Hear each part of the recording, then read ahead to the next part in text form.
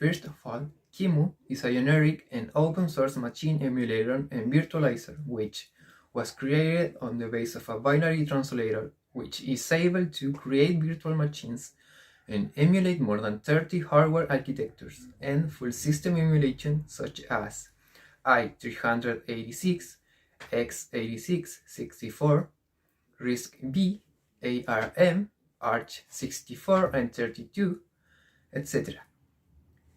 Also has the ability to extract libraries of a specific system, such as kernel in itself, and use it in the host system without graphical environment, which lightens the execution of process and for the virtualization what we will use in this case.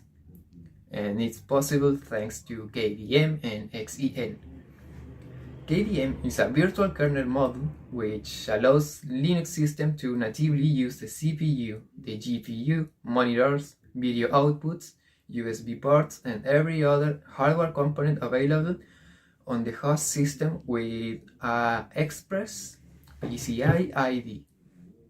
And, of course, the relevant to this video, the network interface, such as pass-through of wireless cards, Ethernet ports, or create bridge bots real in the machine virtual through a virtual router. In this work, we have two problems to solve. The first one is the creation of a graphical virtualization software, and the second one is the use of this software in networks.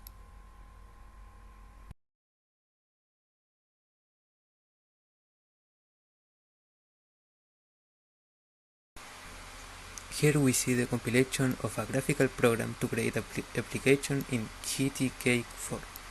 This is our first window. The intermediate process and the final result. QEMU is a command line program which generates problems at the moment of creating work environments. Since it hinders the practicality of the program and it's very complicated to use for most people. Here an example of the command line. Besides, it's not able to save the change created, so it's necessary to rewrite it again each time you use it, which can generate annoyance and is not applicable to an efficient work environment. In order to perform our work, we will use the QEMU graphical application that allow us to make change in an easier way, apart from offering our little improvements, such as easier way to create virtual bridge or change the configuration of our network interfaces given thanks to Red Hat Enterprise. The software is called Virt-manager. Virt-manager, what it does is to simplify the context menu and change the configuration, e.g.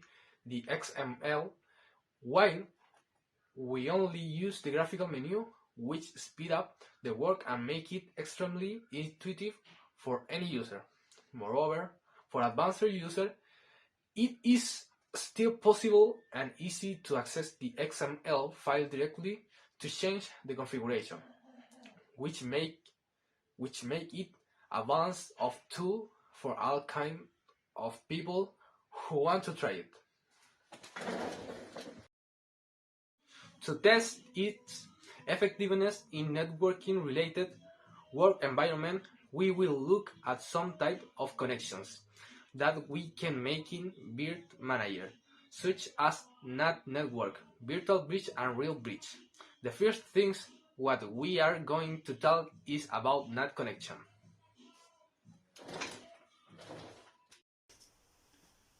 NAT for beginners. In the objective, in the software using which is Virt-manager helps novice users to get a simple internet connections without configuring anything.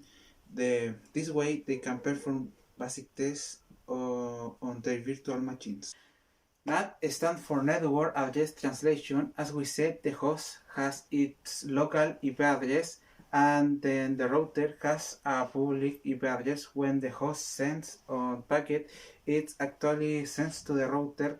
The NAT kicks in and the router replaces the source IP address from the local address to the public address from this point, and during the journey of the packet, it seems like the origin of the packet is the router and not the specific host where it actually originated from in a similar fashion. When the reply gets back to the router, the router uses NAT again. It replaces the public IP with the local IP of the specific host. How does Virt-manager put NAT to use? Well, Virt-manager operates pretty much in the same way. When we install QEMU and KVM, the LeaksVirt improvements automatically creates two new virtual hardware devices, a virtual router and a virtual switch by default. In this way, we solve a very common problem for the novice user. This last one will not have to make any special modification in the software to be able to use internet in his visual machines. But of course, he will lose connection speed when having to emulate generic hardware to be able to use these connections. Apart from living a little more unprotected to this equipment, but it is an important advance to be able to use a default configuration without a special modification in our software. Virtual bridge for advanced users. The objective here is to able to create test environment isolated from the host computer to avoid leaks or risks associated with hacking tests, viruses, ransomware, trojans, etc. Now, how are we supposed to connect a virtual machine to access the internet through the local network using Virt-manager?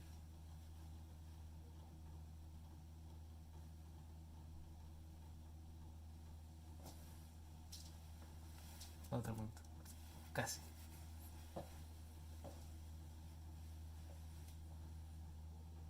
Well, in order to achieve this, we are going to use a bridge to connect the virtual machine to our local network in a virtual way.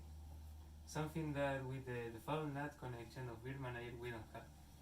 So we will have to create it using graphic interface or modify the XML configuration file. And here we have the two examples. Here we can see the configuration of our virtual bridge, configured in Virt-manager. We gave it a name, which is VirtVR0, construction of virtual and bridge. 0 because it's the first one we do, a network mode called bridge.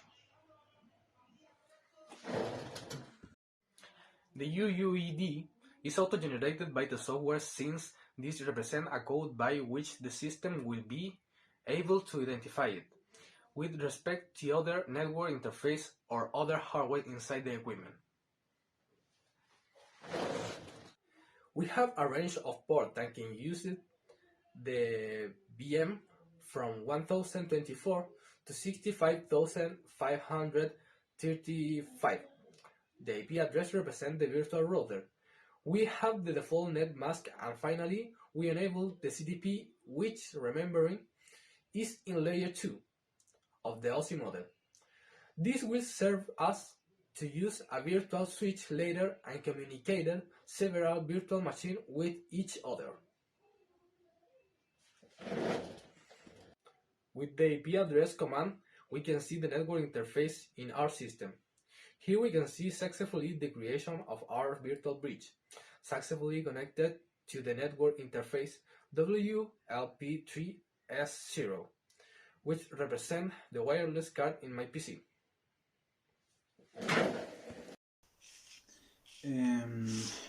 We can see here the graphic representation of what we have just done.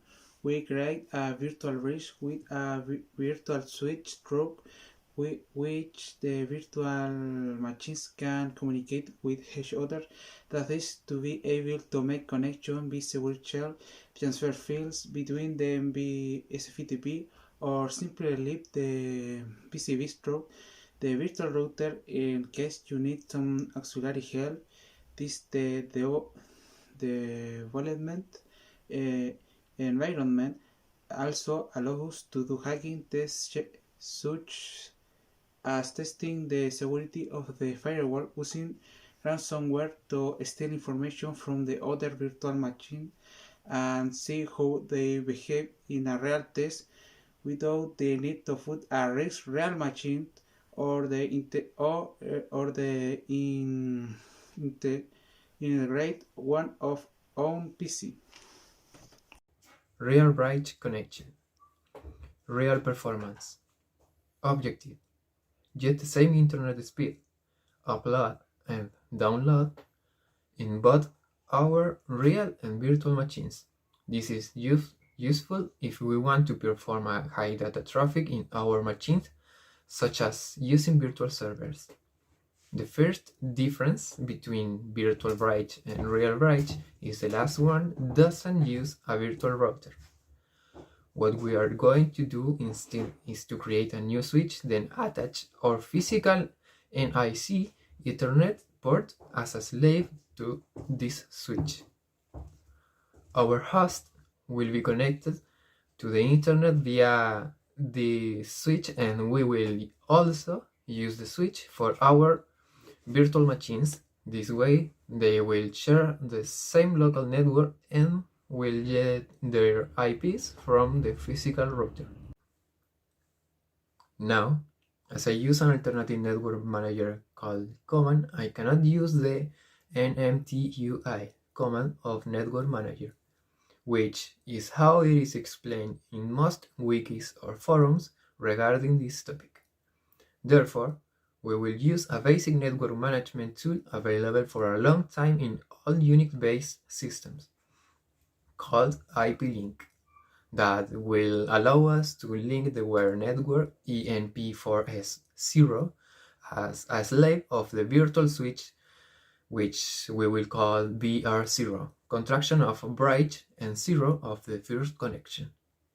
In this way, both our host system and our virtual machines will be connected to this virtual switch, so we can share our real network directly to several computers at once, both real and fictitious, and in turn to be detected each other when using the same real router. With the IPA command, we can see here our network interfaces. Now, after open our Virt-manager program,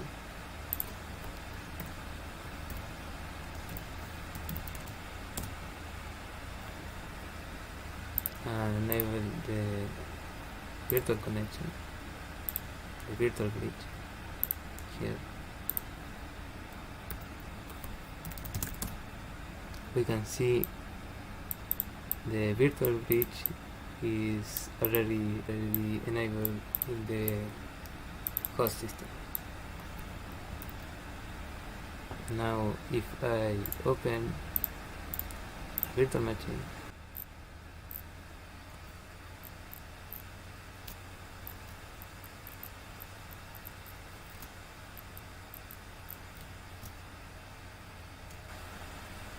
we have the VNet connection of our VMs.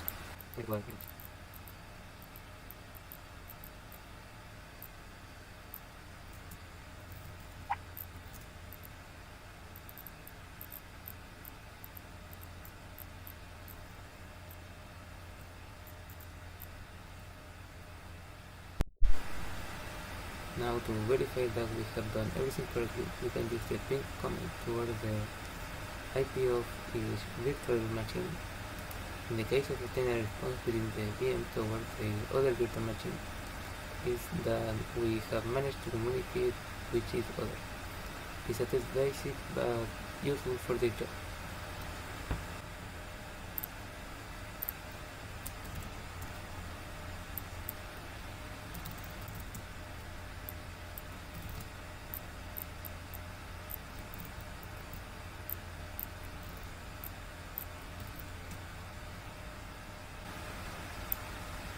and the virtual machine responds correctly. Both VMs are connected now to our virtual bridge and the same virtual router. We must also verify that our real machine, that is the host machine, is totally isolated, that is protected from this development environment, and that the virtual machines are not capable of detecting the real IP of the host user. So to verify it, we will do a ping from a virtual machine to the host. What is expected is that it doesn't find a response to the local IP address.